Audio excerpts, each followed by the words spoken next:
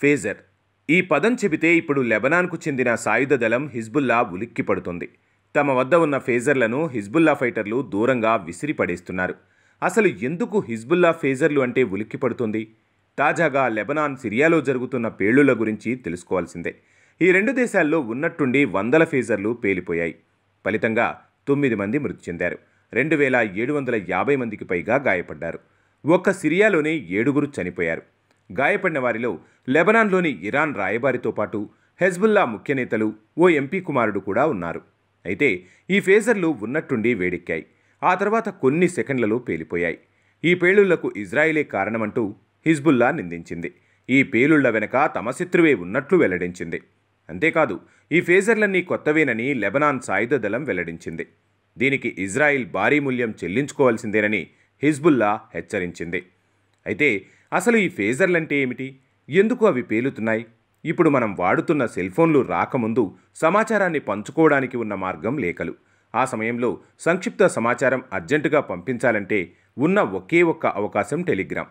కానీ కాస్త technology develop అవ్వడంతో సమాచారాన్ని చేరవేసేందుకు ఫేజర్లు వచ్చాయి. ఈ ఫేజర్లు కూడా సెల్ఫోన్ పరిమాణంలోనే ఉంటాయి. ఇందులో సమాచారం ఎవరికి అందించాలో ముందుగా ఫేజర్ల సెంటర్కు సమాచారం ఇవ్వాలి.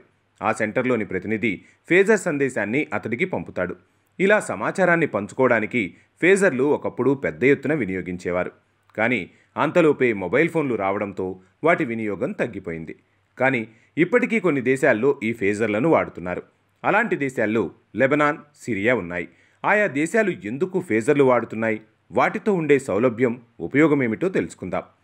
వాస్తవానికి మొబైల్ను ట్రాక్ చేయడం భద్రతా దళాలకు చాలా ఈజీ. అత్యాధునిక సాంకేతిక పరిజ్ఞానంతో మొబైల్ వాడుతున్న వ్యక్తి ఎగ్జాక్ట్గా ఎక్కడ ఉన్నాడో కూడా చెప్పేయవచ్చు. లెబనాన్లోని హిజ్బుల్లా ఫైటర్లు తమను ఇజ్రాయెల్ ట్రాక్ చేయకుండా ఉండేందుకు ఈ ఫేజర్లను వాడతారు. ఫేజర్లను ట్రాక్ చేయడం అంత ఈజీ కాదు. ఫేజర్ వినియోగిస్తున్న వ్యక్తి ఎక్కడున్నాడో కనిపెట్టడం అసాధ్యం. సింపుల్గా చెప్పాలంటే ఫేజర్ను హ్యాక్ చేయడం కుదరదు. అందుకే హిజ్బుల్లా ఉగ్రవాదులు ఎక్కువగా ఫేజర్లను వాడతారు. కీలకమైన సందేశాలను పంపుకునేందుకు ఈ ఫేజర్లనే ఇష్టపడతారు. అయితే తాజాగా లెబనాన్, సిరియాలో ఫేజర్లు భారీగా పేలడంతో ప్రపంచం అవాక్కైంది. అసలు ఈ పేలుడు ఎలా జరిగిందో కనిపెట్టడం కూడా హిజ్బుల్లాకు అసాధ్యం.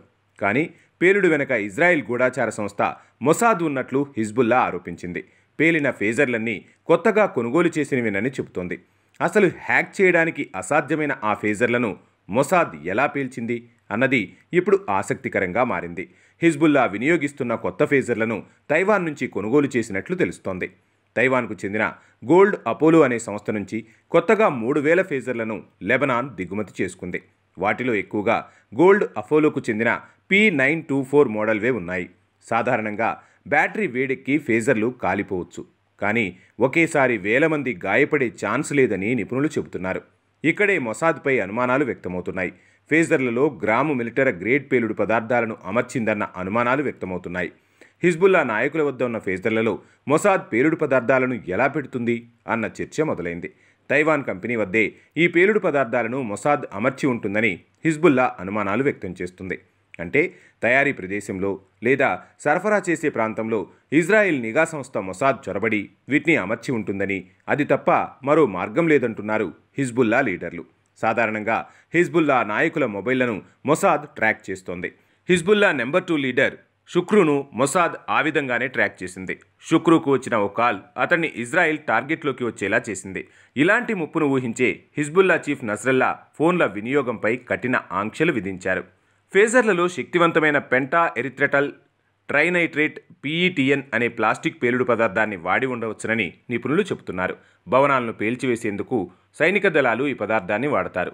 కానీ తాజా ఫేజర్ల పేలుడుపై ఇటు ఇజ్రాయెల్ గూఢాచార సంస్థ మొసాద్ కానీ, అటు తైవాన్ సంస్థ గోల్డ్ అపోలో కానీ స్పందించలేదు.